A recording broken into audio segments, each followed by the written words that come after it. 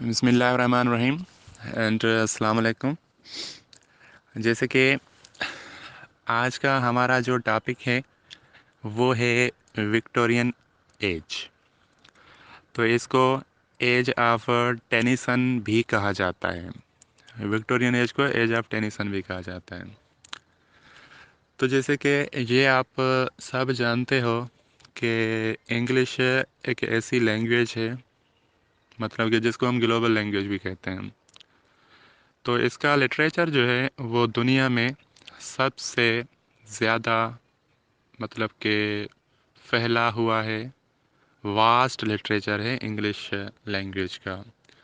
और English language और ये इंग्लिश लिटरेचर जो है वो बहुत सारे एजेस और बहुत सारी मोमेंट्स से गुज़रता आया है।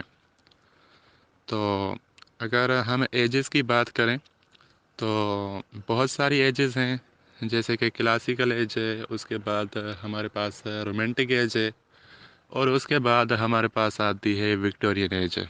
और विक्टोरियन एज के बाद फिर मॉडर्न एज है। तो आज का जो हमारा टॉपिक है वो है Victorian age of English literature. तो अगर हम विक्टोरियन एज की बात कर रहे हैं तो फर्स्ट ऑफ ऑल ये बताना ज़रूरी है कि ये एज 1837 से शुरू हुई थी, 1837 से। क्योंकि 1837 में इंग्लैंड में क्वीन विक्टोरिया जो है वो थ्रोन पर मुकर्रर की गई थी। मतलब कि बादशाही सिस्टम जो है क्वीन विक्टोरिया ने संभाला था, तख्त नशीन हुई थी क्वीन विक्टोरिया 1837 में। तो उसी वजह से इसको एज ऑफ विक्टोरियन कहा जाता है, या विक्टोरियन एज भी कहा जाता है, क्योंकि इसका ये जो नेम है ये क्वीन विक्टोरिया से रिलेटेड है। तो क्वीन विक्टोरिया जैसे ही थ्रोन पर चढ़ी, उसने हुकूमत जैसे ही संभाली, तो एक नया दौर शुरू हो गया था इंग्लैंड में। जैसे कि ये कहा जाता है कि जिस मुल्क का, जिस स्टेट का हुक्मरान अच्छा हो तो वो कौम जो है वो अच्छी होती है और वो बड़ी तरक्की करती है। तो इसी तरह से ये क्वीन विक्टोरिया जो थी वो एक बहुत अच्छे किस्म की लीडर थी, मतलब कि हुक्मरान थी, जिसने आकर तख्त संभाला था। और जैसे ही ये तख्त पर आई तो सोसाइटी चेंज हो गई। एक नई कौम ने, ऐसे समझो कि जन्म लिया, एक नई सोच जो है उसने जन्म लिया। और पुराने जो भी आइडियाज़ थे, पुराने आइडियाज़ मतलब कि रोमांटिक आइडियाज़ या रोमांटिक थ्योरी जो थी उसको नेगलेक्ट किया गया, और एक नई सोच और नया एक स्पिरिट जो है वो लोगों में आ गया। तो पहले तो बात होती थी रोमांटिक एज में इमोशंस एंड फीलिंग्स पर, इमेजिनेशंस पर क्वीन विक्टोरिया के हुकूमत में ऐसी कोई भी बात नहीं है। इन्होंने बिल्कुल डिनाउंस किया है रोमांटिक एज को, और ये जो हैं वो फैक्ट्स पर डिपेंड करते हैं। विक्टोरियन एज जो है इसका बुनियाद हकीकतों पर है, इसमें कोई भी इमेजिनेशन वगैरह यूज़ नहीं की हुई है। तो हुआ ऐसा कि जब रोमांटिक एज थी तो सब लोग जो थे वो बिल्कुल आज़ाद थे, हर किसी को मौका था लिखने का, जिसको जो दिल में आता था वो लिख लेता था। और ऐसे इसकी रिज़ल्ट ये हुई कि इंग्लिश लिटरेचर में बहुत सारी वल्गरिटी आ गई थी रोमांटिक पीरियड में, और सब जो हैं वो इमोशंस एंड इमेजिनेशंस के फॉलोअर बन गए थे, रियलिटी पर कोई भी बात नहीं कर रहा था। और इन सरकमस्टेंसेस में सोसाइटी की जो कंडीशन है वो बहुत ख़राब होती गई, और बहुत सारे सोशल इश्यूज़ भी जन्म ले रहे थे सोसाइटी में। तो अब लोग तंग आ गए थे ऐसी सोच से जिसमें लोगों के हुकूक की बात ना की जाए। तो फिर जब ये क्वीन विक्टोरिया की हुकूमत आई तो लोगों को एक नई चीज़ देखने और सुनने को मिली, जो कि हकीकतों की बात को आगे करना था और रोमांटिसिज्म को पीछे छोड़ना था। तो इस बात को हर किसी ने बहुत, मतलब कि ओपन हार्टेडली ये बात कबूल की। और ऐसे हुआ कि लोगों ने اپنے جو پرانے جو بھی خیال تھے وہ بھلا دیے اور نئے ایک دور میں نئی ایک سوچ کے ساتھ قدم رکھا۔ تو یہ کچھ مطلب کہ باتیں ہیں جو وکٹورین ایج سے ریلیٹڈ ہیں۔ یہ ایج جو ہے انگلش لٹریچر کی سب سے بہترین ایج ہے۔ اس ایج کو ایج آف انریسٹ بھی کہا جاتا ہے، ایج آف انریسٹ اور ایج آف چینج۔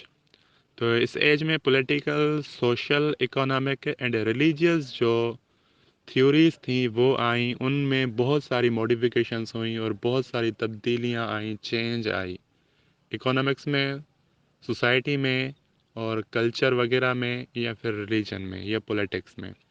تو یہ سب چیزیں جو ہیں اچھائی کی طرف جانے لگی اور سوسائٹی اچھائی کی راہ پر، ترقی کی راہ پر گامزن ہو گئی تھی۔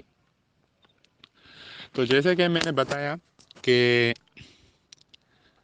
کوئن وکٹوریہ کی حکومت جو ہے وہ 1837 سے اسٹارٹ ہوتی ہے، تو 1832 میں مطلب کہ کوئن وکٹوریہ کی حکومت کے آنے سے 5 سال پہلے 1832 میں انگلینڈ میں ایک بل پاس ہوا تھا۔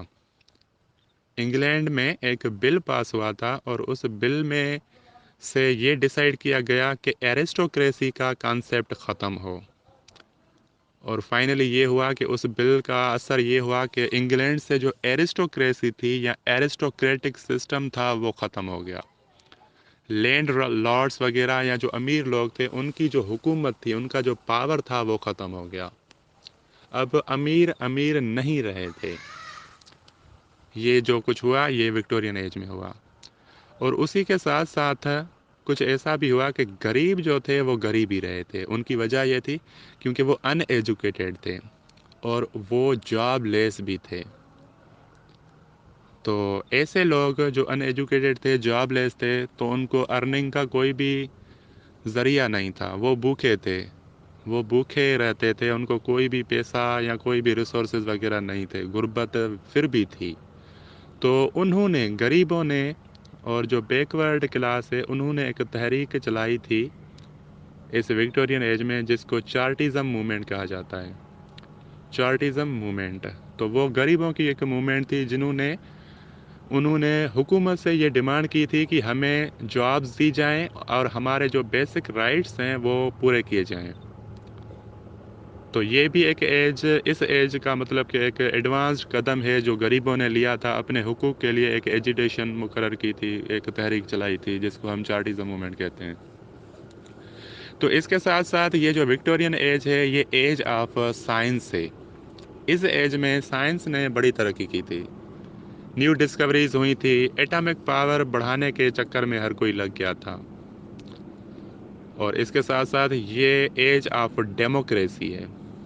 پولیٹکس میں ڈیموکریسی آ گئی تھی، جیسے کہ میں نے بتایا کہ ایک موومنٹ چلی تھی، مطلب کہ ایک بل پاس ہوا تھا 1832 میں جس سے ایرسٹوکریسی ختم ہو گئی تھی۔ اب ایرسٹوکریسی نہیں رہی تو ہر کوئی جو تھا اس نے ڈیموکریسی کو فالو کرنا اسٹارٹ کر دیا، اور اسی طرح سے ڈیموکریسی بھی آ گئی۔ تو فائنلی بات یہ ہے کہ یہ جو وکٹورین ایرا ہے یہ انگلش لٹریچر کی سب سے بڑی اور بہترین مطلب کہ ایرا ہے، اور اس میں سوسائٹی نے ہر طرح سے ڈیولپمنٹ کی تھی اور بہت ترقی کی راہ پر یہ سوسائٹی گامزن ہو گئی تھی۔ پر اس کے کچھ ڈی میرٹس بھی تھے کہ جیسے سائنس نے ترقی کر لی اور ایڈوانسمنٹ آ گیا، ٹیکنالوجی آ گئی، تو مشینری کا دور آ گیا جب، تو مشینز کی قدر بڑھ گئی اور انسان کی قدر جو ہے ختم ہوتی گئی۔ لوگ جو تھے وہ پروفیشنل ہوتے گئے اور انسان جو تھے وہ پیچھے ہی رہ گئے تھے۔ اب انسانوں کی قدر جو ہے لوگوں کے دلوں میں ختم ہو رہی تھی۔ برادرہڈ آہستہ آہستہ یا ایک مطلب کہ ایکچولیٹی یا ہم جس کو ایکولیٹی کہتے ہیں یہ بھی کم ہو رہی تھی سائنس کی وجہ سے، انڈسٹری کی وجہ سے۔ یہ ایک ڈی میرٹ ہے اس ایج کا۔ پر اگر ہم اوور آل دیکھیں تو اس ایج میں سوسائٹی نے بڑی ترقی کی تھی اور سوسائٹی ایک بڑی مطلب کہ اچھائی کی طرف قدم بڑھاتی نظر آ رہی تھی۔ تو یہ ہے کچھ ہسٹوریکل بیک گراؤنڈ اس مطلب کہ ایج کا، ایرا کا، وکٹورین ایرا کا۔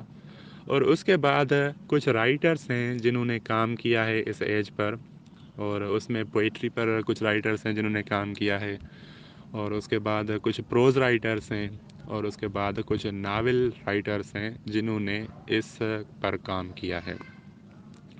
تو ان سب رائٹرس کا جو سینٹرل آئیڈیا تھا یا جو تھیم تھا وہ ہیومنٹی تھا، انسانیت، ہیومنٹی، برادرہڈ، ایکویلٹی اینڈ مطلب کہ over all betterment of society and betterment of human beings. تو ان سب کا جو مین تھیم تھا وہ یہی تھا۔ دوستو، اگر آپ نے ہمارے چینل کو ابھی تک سبسکرائب نہیں کیا تو جلدی سے سبسکرائب کے بٹن پہ کلک کریں اور ساتھ ہی بیل آئیکن کو بھی کلک کریں تاکہ ہماری آنے والی ساری اپڈیٹس آپ تک پہنچتی رہے۔ شکریہ۔